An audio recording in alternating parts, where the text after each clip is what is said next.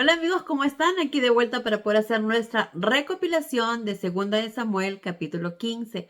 Pero antes sabemos lo importante de la oración. Así que si gustan acompañarme, por favor, cerremos los ojitos. Gracias, Padre Celestial, por este día, por darnos un día más para seguir aprendiendo de tu palabra, por darnos un día más para poder darnos cuenta de nuestras faltas, de nuestros errores, para poder corregirlas, para poder enmendarlas. Perdónanos, Padre Celestial, perdona por nuestras imperfecciones y guíanos en todo momento con tu Espíritu Santo. Ayúdanos en cada cosa que hagamos, en cada pensamiento, en cada acción, cada decisión, que siempre estén llenos de tus deseos, de tus pensamientos, de lo que tú deseas que hagamos, Padre. Perdona nuestras faltas, nuestros tropiezos y guíanos con el entendimiento de tu palabra para poder atesorarla en nuestros corazones y aplicarla todos los días de nuestra vida diaria. Ayúdanos a permanecer firmes en tu camino, sirviéndote y haciendo tu voluntad en todo momento, Padre. Y te pedimos todo esto en el nombre de Cristo Jesús, tu Hijo amado. Amén. Muy bien, amigos, ahora estamos listos para nuestra recopilación. Entonces, como sabemos, en el capítulo anterior, Joab trajo a Absalón, ¿verdad?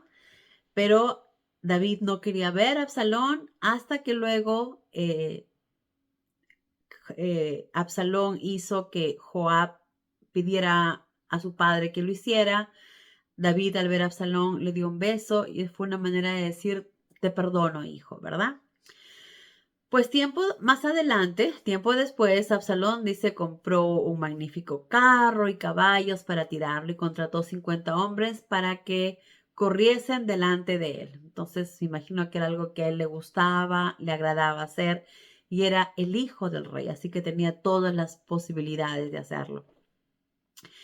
Dice, se levantaba temprano Absalón cada mañana, todos los días se levantaba temprano y se paraba en la puerta de la ciudad. ¿Por qué? ¿Para qué? ¿Con qué intención? Pues acá mismo nos lo dicen. Para que cuando alguien llegara con algún caso para que sea juzgado por el rey David, él lo pudiera interceder, ¿no? Mejor dicho, eh, agarrarlo, ¿no? Eh, antes que vaya a hablar con el rey. Entonces dice, cuando alguien traía un caso para que el rey lo juzgara, Absalón lo llamaba y se mostraba interesado. Venga para acá, ¿de qué es su caso, verdad? Se mostraba interesado en su problema y le decía, veo que tienes razón en este asunto. Es desafortunado que el rey no tenga a alguien que le ayude para atender estos casos. Ahora, si nos ponemos a pensar, él es el hijo del rey.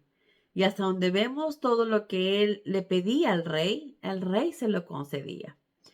Entonces, si él quería hacer realmente ayudar a su padre y juzgar y ser juez, creo que no le hubiera costado nada si deseaba actuar correctamente en los caminos de Dios, ser claro, ¿verdad? Y conversar con su padre, consultar con su padre y decirle si habría la posibilidad de que él podría ayudarlo y ser el juez. Y estoy seguro que David le hubiera dicho, claro, ¿por qué no? ¿Verdad? Pero él quiso hacer las cosas a su manera, quiso hacer las cosas diferente, porque quizás en el fondo no era eso lo que él deseaba, sino quería ser rey, ¿verdad? Entonces le dice, ciertamente me gustaría ser el juez, así cualquiera que tuviera un caso vendría a mí y yo le haría justicia, dice Absalón. Y cuando alguien iba y se inclinaba delante de él, ya que era el hijo del rey, ¿verdad? Absalón no se lo permitía. No, no, no, no, por favor, no se levante. Y al contrario, dice, le tomaba la mano y lo besaba. Entonces mostraba que era un hombre bastante humilde, bastante sencillo, un hombre que se preocupaba por la gente, por los problemas que tenía, ¿no? Entonces, de esta manera, poco a poco, él se iba ganando el cariño de la gente, ¿verdad? Los iba conquistando el corazón. Después de 4 años, obviamente esto lo debió hacer, lo hizo por 4 años, entonces ya casi la mayoría lo conocía o no sabían quién era, pero lo que él estaba haciendo, ¿verdad? que era muy amable, muy respetuoso, muy humilde, que estaba siempre preocupado por los problemas de los demás, ¿no? Entonces, 4 años después, Absalón le dijo al rey: déjame ir a Hebrón a sacrificar a Jehová en cumplimiento. Obviamente, esto usó como excusa para hacer lo que él tenía planeado, ¿verdad?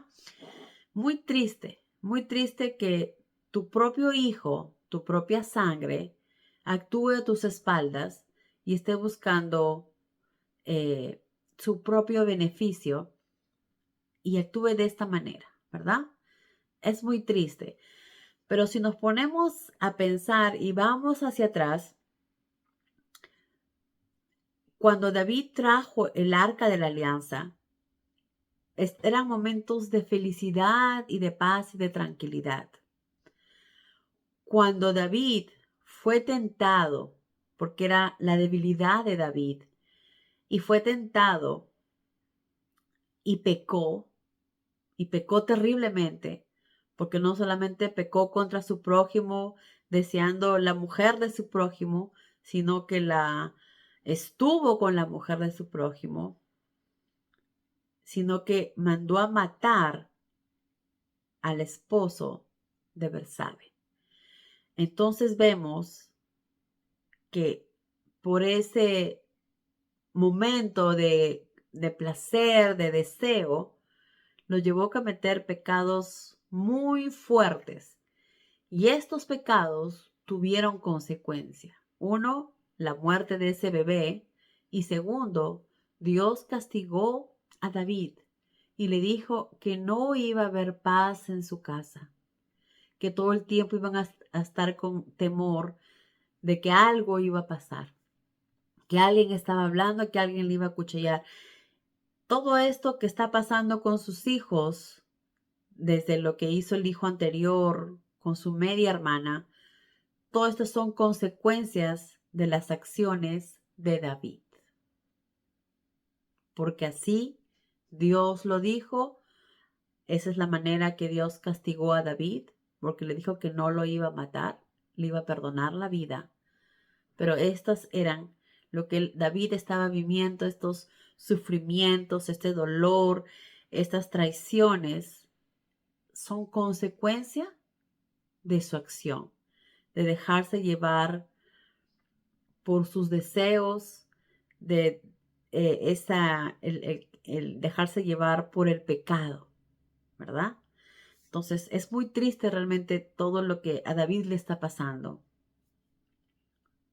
pero no es más que, como dije, consecuencias de sus propias acciones, porque él no puso a Dios primero, no trató de alejarse de esos pensamientos, sino que decidió dejarse llevar, ¿verdad? Porque todos pasamos por tentaciones y por momentos nos vamos tentados a hacer algo que quizás no debamos, pero debemos en ese momento cerrar los ojos, orar para que Dios nos ayude a librarnos de esos pensamientos, a librarnos de esos deseos, de alejar de nosotros algo que sabemos que es desagradable ante los ojos de Dios y que nos van a hacer alejarnos de Dios, ¿verdad? Entonces le pidió Absalón al rey que lo dejara ir a Hebrón para hacer sacrificios a Jehová en cumplimiento del voto que le hice, dice, mientras que estaba en Jesús, que si me permitía volver a Jerusalén, yo le ofrecería un sacrificio. Entonces, no sabemos si esto fue cierto o no, o fue solo un pretexto, ¿verdad? Pero el rey le dijo: muy bien, hazlo, cumple con tu voto. Absalón entonces se fue a Hebrón, pero mientras estaba ahí, envió mensajero a todas partes de Israel, a todas las tierras de Israel, ¿verdad? A todas las tribus de Israel, a fin de provocar una rebelión contra el rey. Lo que quería era que todos lo apoyaran a él y se rebelen contra el rey. En el mensaje decía: en cuanto oigan el llamado de las trompetas, sabrán que Absalón ha sido coronado en Hebrón. Con Absalón, o sea, cuando Absalón se fue, no estaba solo, él se fue con 200 hombres de Jerusalén como invitados, porque ellos no sabían nada de lo que estaba planeando Absalón. Mientras estaban ofreciendo los sacrificios tal como Absalón lo había dicho, envió por Ahitofel. ¿Quién era Ahitofel? Pues Ahitofel era uno de los consejeros de David que vivía en Silo. Ahitofel se declaró favorable a Absalón. ¿Qué quiere decir?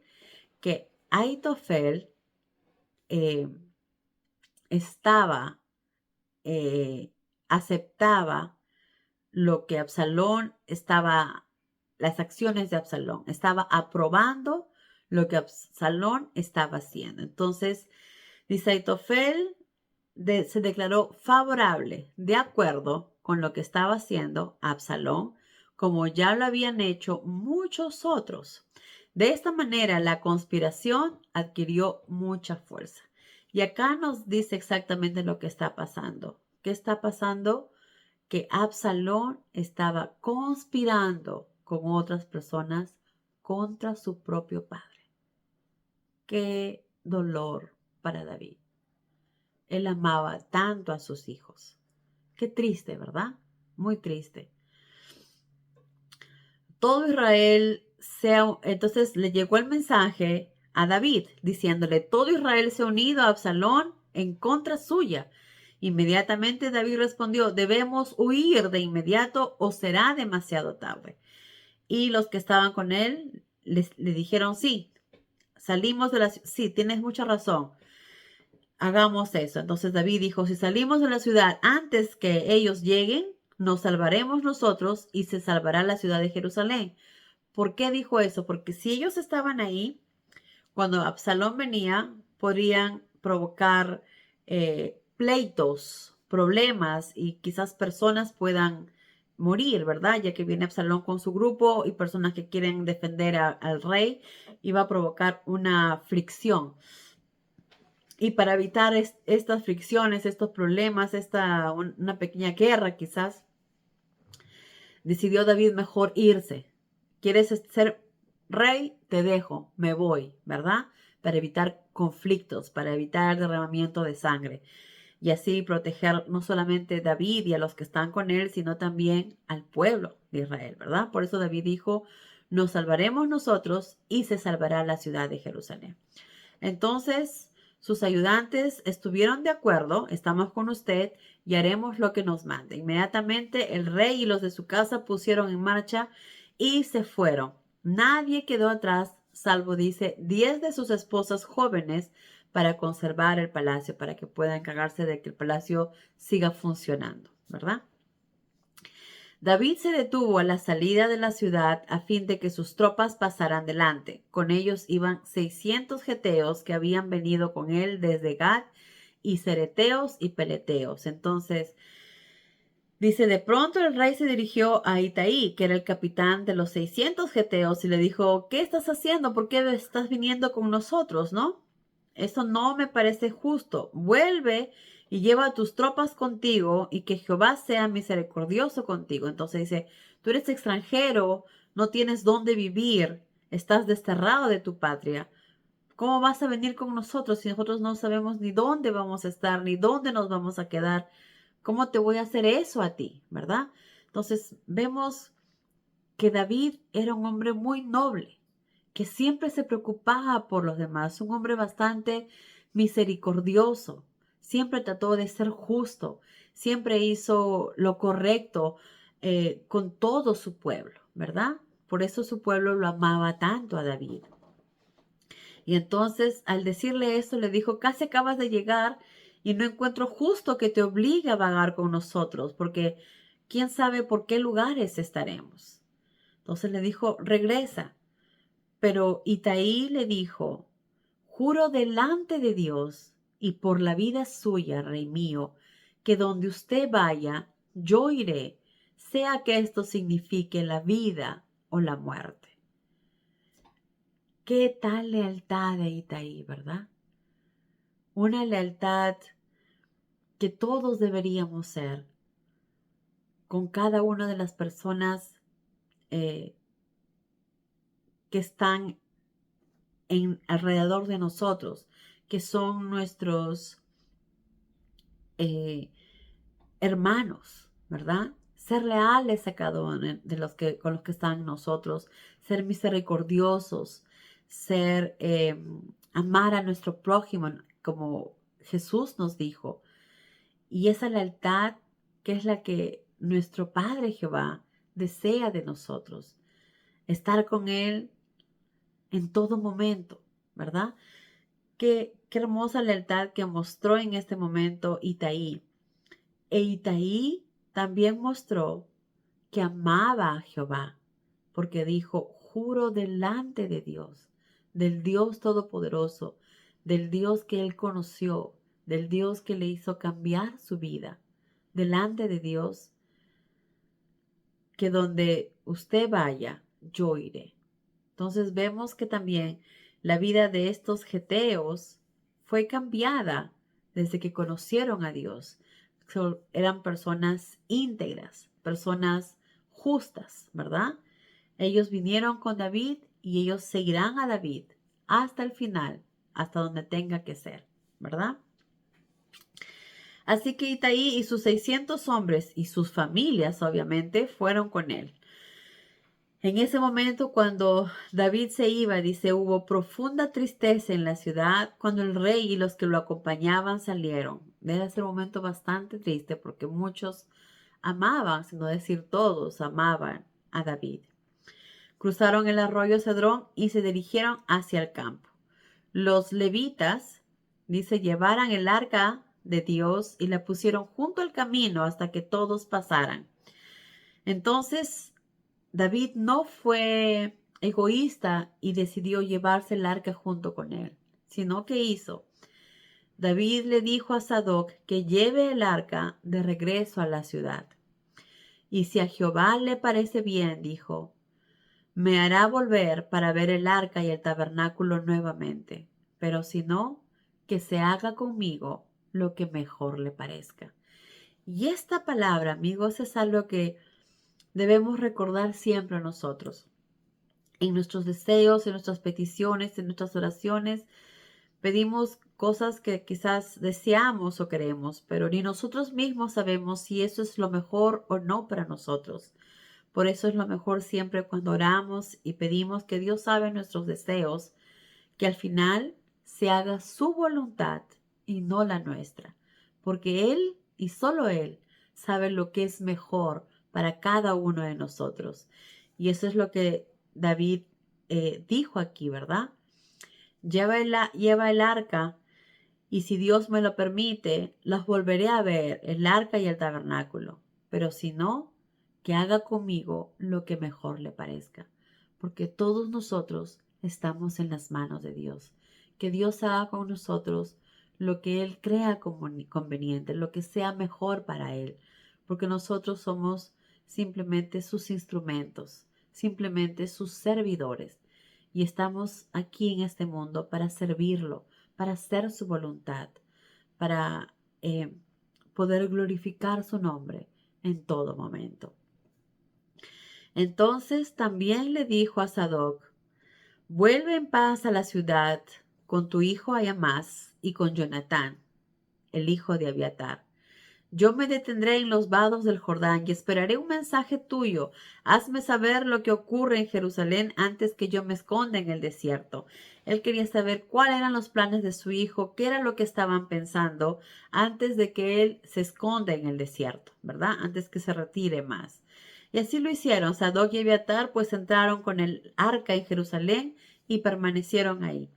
David, obviamente muy triste, y muy dolido probablemente por las acciones de su hijo querido, David subió llorando por el camino que llevaba al monte de los olivos, ese mismo monte donde estuvo después Jesús.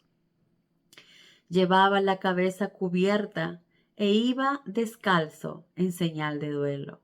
Para él es como que algo en él hubiera muerto, ¿verdad? Se sentía muy triste, muy defraudado también quizás de las acciones de su hijo. Entonces llevaba la cabeza cubierta e iba descalzo en señal de duelo. Y la gente que lo acompañaba también en su sufrimiento, llevando la cabeza cubierta también, y lloraban mientras subían al monte. Cuando alguien le dijo a David que Aitofel, su consejero, estaba de parte de Absalón, David oró en ese momento: Jehová, haz que Aitofel le dé a Absalón un consejo que lo confunda.